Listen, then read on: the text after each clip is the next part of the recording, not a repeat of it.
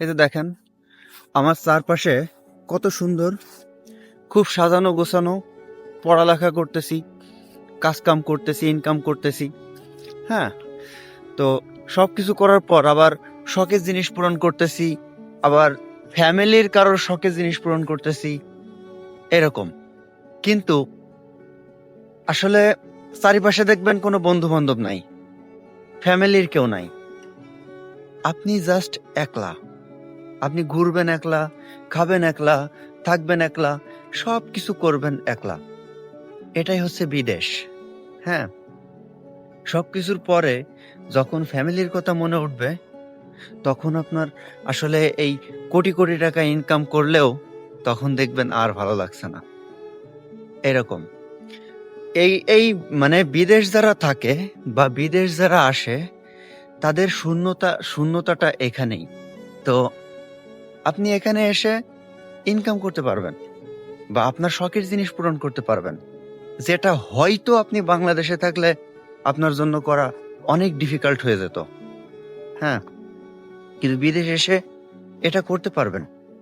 অথচ যখন আপনি দেখবেন যে আপনি যেরকম বন্ধু বান্ধব নিয়ে ঘুরতেন বাংলাদেশে, বা ফ্যামিলির সাথে আড্ডা দিতেন, ফ্যামিলি নিয়ে ঘুরতেন, ঠিক এইখানেই আপনার শূন্যতাটা আপনি ফিল করবেন, কষ্টটা লাগবেই এখানে। হ্যাঁ, যেটা আসলে আপনি যখন চিন্তা করবেন 1-2 বছর হয়ে গেছে, মনে হবে যে না, আসলে কত বড় একটা জিনিস আপনি মিস করতেছেন। এরকম এমনকি যখন দেখবেন ফ্যামিলির কেউ অন্য কোথাও ঘুরতে গেছে, তখন আপনার বিষয়টা খারাপ লাগবে। এটা স্বাভাবিক। এটা শুধু যারাই বিদেশ থাকে অলমোস্ট 100%, এ হচ্ছে বিষয়। 100% ব্যক্তিদের এই কারণেই এইরকম ফিলটাই হয়ে থাকে আর কি। আপনি এখানে এসে ইনকাম করতে পারবেন, সবকিছু করতে পারবেন, যা ইচ্ছা তাই করতে পারবেন। এরকম আপনার পূর্ণ স্বাধীনতা। আপনি কোনো কিছু কিনতে হইলে আপনার টাকা দিয়ে কিনতেছেন, বাবা মার ঘাড়ের উপরে থেকে কিনা লাগতেছে না। টাকা পয়সা হবে, অনেক টাকা পয়সার মালিক হতে পারবেন, কিন্তু মনে অনেক সময় শান্তি থাকবে না। কারণ পরিবার প্রিয়জনই তো আসল শান্তি, তাই না? তো যাই হোক, তারপরেও আমরা আল্লাহ শুকরিয়া আদায় করি। আলহামদুলিল্লাহ, আল্লাহ যেভাবে রেখেছেন ভালো রেখেছেন। একসময় না একসময় আমরা ফ্যামিলির সাথেই থাকবো, সবাই থাকবো। কিন্তু দেখেন, বিদেশ আসার পরে আপনার অনেক আত্মীয়কে আপনি হারাবেন, না ফেরার দেশে চলে যাবে, তাদের বাংলাদেশে গিয়ে আর দেখতে পারবেন না। এমনকি এর মধ্যে বাবা মাও থাকতে পারে, ভাই বোন থাকতে পারে, যে কেউ থাকতে পারে, যেটা আসলে মেনে নেওয়া অনেক কষ্ট, ইটস কোয়াইট ইম্পসিবল এরকম মেনে নেওয়াটা।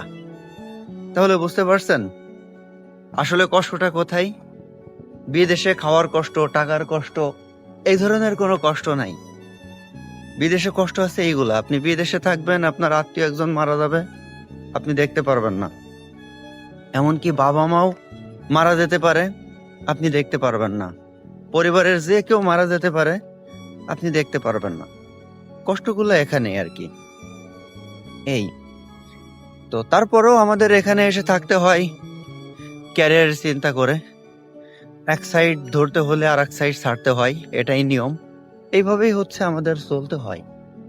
তো যাই হোক, আমার জন্য দোয়া করবেন, আপনাদের জন্য দোয়া। যারা বিদেশ আসতে যাচ্ছেন তাদের জন্য বেস্ট অফ লাক।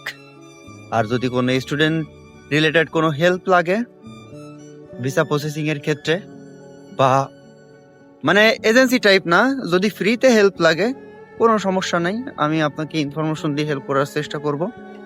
আর যদি এমনকি এই ধরনের কোনো হেল্প লাগে যে আপনার প্রসেসিং আমি করে দিব, তাও আমি পারবো, সেটা ইটস আপ টু ইউ। এ হচ্ছে বিষয়। তো আজকের ভিডিওটা এই পর্যন্তই। ভালো থাকবেন, দেখা হবে নেক্সট কোনো ভিডিওতে। সে পর্যন্ত ভালো থাকুন। আসসালামু আলাইকুম।